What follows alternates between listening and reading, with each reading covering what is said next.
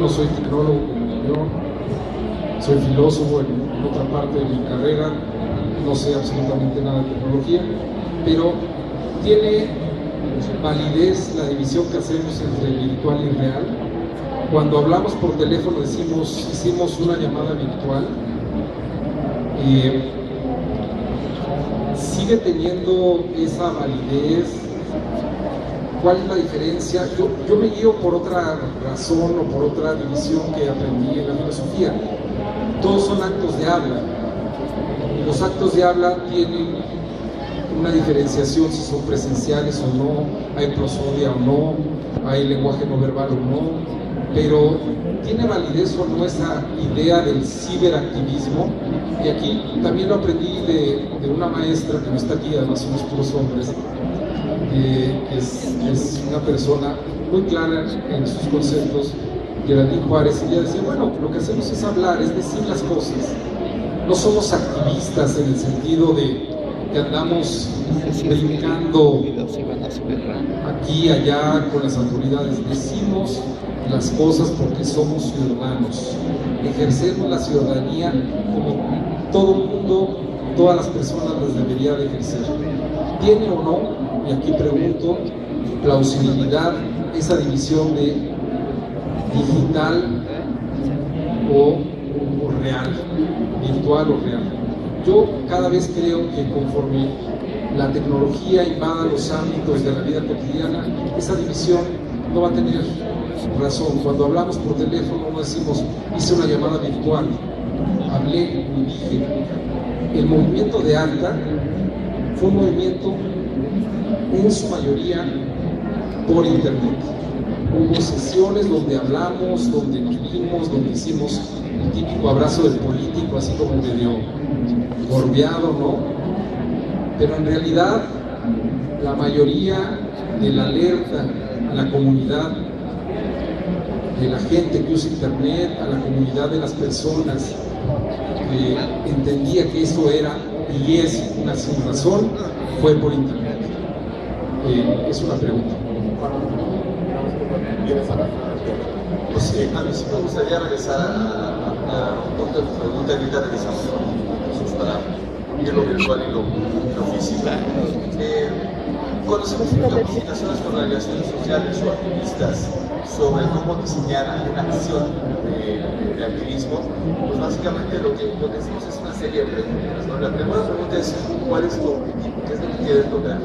Y en base a eso es, bueno, si quieres lograr algo, es incidir en alguien. Y si tienes identificado bien, esa es la segunda pregunta, ¿a quién debes de incidir?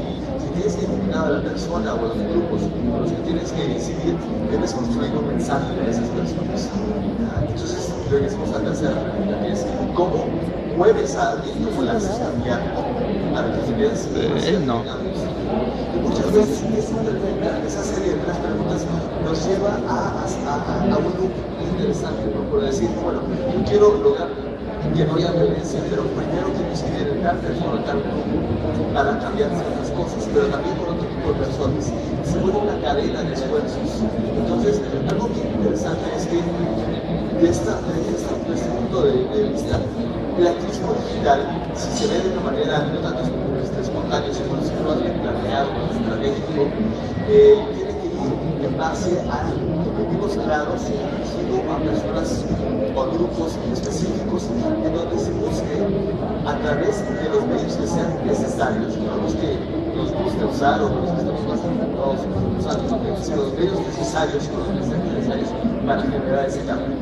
Si tú vas a querer un periodista tener una nota sobre cierto tema, posiblemente lo tienes que aconsejar en Twitter o posiblemente le tienes que dar, por ejemplo, un folleto. Dependerá de la situación. Los medios dependen del mensaje y de las formas que quieres lograr. Y la otra conclusión interesante es que muchas veces para lograr cambios, el activismo digital involucra una serie de acciones. Estamos hablando de una serie de momentos dentro de una campaña, donde muchas veces vale la pena que sean totalmente análogos y físicos, ir a la calle y manifestarse, pero también haciendo ciertos apoyos a través de a través de cualquier medio digital. Aquí una pregunta clave es, cada vez que interactuamos con un medio, ya sea su teléfono, su blog, etc., es ¿para qué te sirve eso? Dentro de tu objetivo de incidencia, ¿qué te sirve eso? Un video posiblemente no te va a cambiar todo, pero si tienes un video que te guía a la información más a profundidad que está en un blog y la información tratas de viralizar a través de otros medios sociales tipo Facebook o Twitter, pues posiblemente tengas ese impacto. Eso sí, te va a implicar un poquito más de chamba, pero como son las comunicaciones se tienen que ir dando a través de diferentes mensajes a las personas adecuadas con el mensaje adecuado y en el tiempo adecuado. Mucho de eso es ejercicio, mucho de eso es información muy interesante que vale la pena que los activistas nos involucremos cada vez más, los ciudadanos vernos también como activistas y como tecnólogos, involucrándonos en ese tipo de pensamientos y generando esas habilidades. Hay una cosa que me encantaría que sobre todo Jesús nos platicara después, ¿no? Que es responder a mi pregunta, ¿cómo es que los movimientos en apoyo a la resistencia del movimiento 5 de junio de la guardería de se mantuvieron después de 2 años? ¿Por qué no se borraron a los 2 meses de haber sucedido también? Yo creo que, como decía Alejandro, la virtud de muchas campañas que se han hecho a través de redes sociales y en el entorno digital tiene que ver con la diversidad de fuentes que se utilizan, ¿no? La diversidad de herramientas. De alguna manera creo que la virtud o la ventaja que nos han dado todas estas tecnologías es que por un lado las redes sociales han funcionado como espacios de encuentro para gente que tiene intereses en común y que de otra manera en un espacio físico podría ser muy difícil o probablemente imposible que coincidieran, ¿no? Entonces podemos ver cómo una persona que está a lo mejor en Mérida, otra que está en Tijuana, otra que está en el extranjero, comparten puntos de vista y tienen intereses en común con nosotros, y a través de ese espacio virtual coincidimos y potenciamos el mensaje, ¿no? Porque entonces ya no es nada más el mensaje hacia las personas que tienen un vínculo conmigo en Facebook, un vínculo conmigo en Twitter, un vínculo conmigo en mi blog, sino también es el mensaje transmitido a su vez a los contactos de cada una de las dos personas que tienen ese mismo interés. El caso de Internet Necesario fue algo fuera de lo común, ¿no? Fue fuera de lo común, que creo que sí marcó como un parteaguas, ¿no? En este tipo de actividades. ¿Cuál creo que fue el éxito de Internet Necesario? Que era algo que toda la gente podía entender con mucha facilidad, ¿no? La protesta era: no me pongas un impuesto nuevo, y que no nada más es nuevo, sino que va más allá de los 15 o de los 20 pesos que representan el gasto mensual, sino que es un impuesto que representa un obstáculo a la penetración ya la democratización de las tecnologías de la información. O sea, el mensaje no eran esos 15 pesos, el mensaje era: gobierno, no seas incongruente con tu plan nacional de desarrollo. Si por un lado estás diciendo que tenemos que lograr una penetración del 60% de aquí al 2012, y por otro lado estás tasando las tecnologías de la información para hacerlas más caras para las personas que menos tienen, pues es totalmente incongruente el objetivo con la mecánica.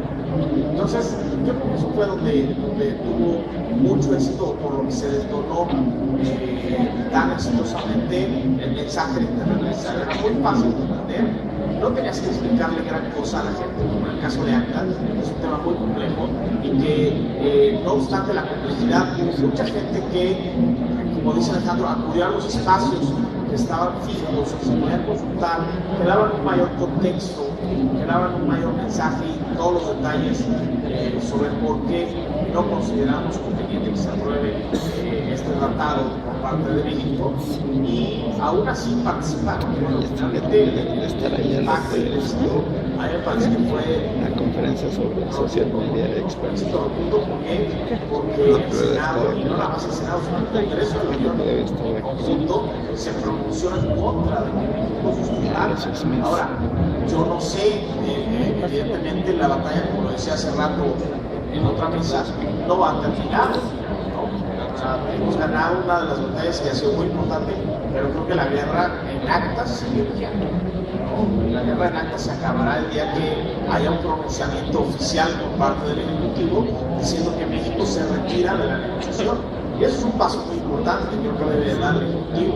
O sea, no nada más quedarnos con lo que ya dijo el Legislativo, de decir, si tú firmas acta, a pesar de la recomendación que te estamos haciendo de que no lo hagas, no va a pasar, nosotros no lo vamos a ratificar.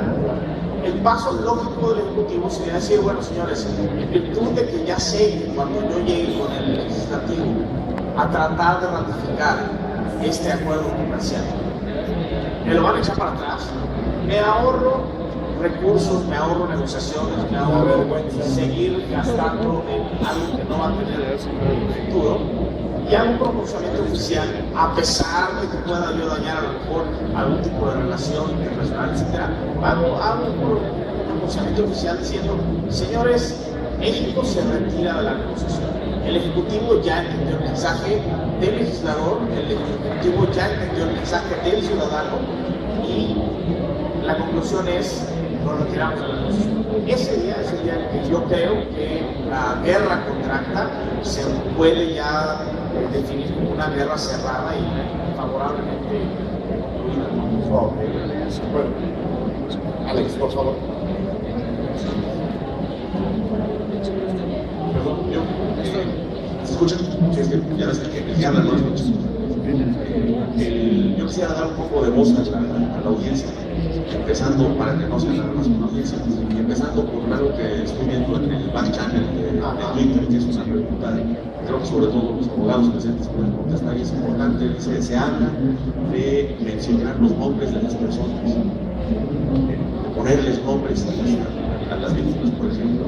La pregunta viene en el sentido de hasta qué punto se puede hacer esto sin arriesgar de una posición de difamación. Esto probablemente se refiere también a muchos de los nombres que se mencionan. Y creo que recupera lo que yo había mencionado, que era respecto a los derechos de las víctimas y sus familias.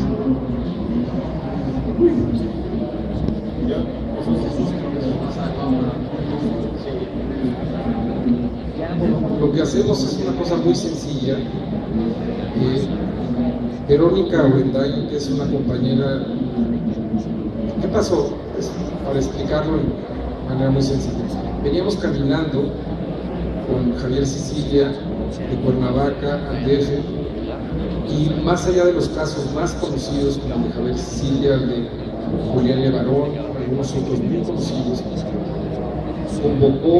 el poeta convocó a otras personas que tienen casos desgarradores, muy tristes, que merecían ser conocidos, y empezamos a ponerlos en la red, a nombrarlos. Y compañeras que estaban en su casa, en otra población, concretamente en Tampico, dijeron, vamos a crear una cuenta para nombrar esas historias. Y crearon la cuenta, tienen nombre. Son personas que fallecieron. Pudiera pasar, pienso en este momento, León nos puede también abundar, pudiera pasar que nos pidan que bajen el nombre. En efecto, lo tendremos que bajar.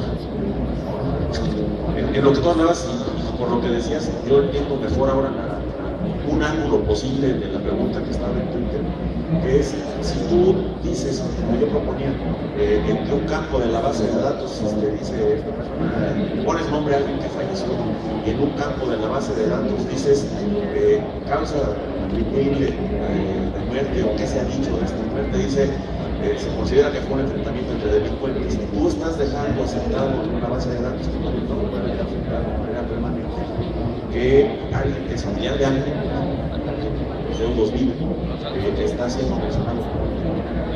Entonces, ¿por qué vas a puede ser? Lo que hacemos es seguir las reglas del debido proceso, las reglas de decir, no juzgar, decir, nunca juzgar, es simplemente decir cómo sucedieron las cosas. Y ese es precisamente lo que exigimos. Hace un domingo pasado nos manifestamos en 5 ciudades para exigir precisamente que antes que cualquier autoridad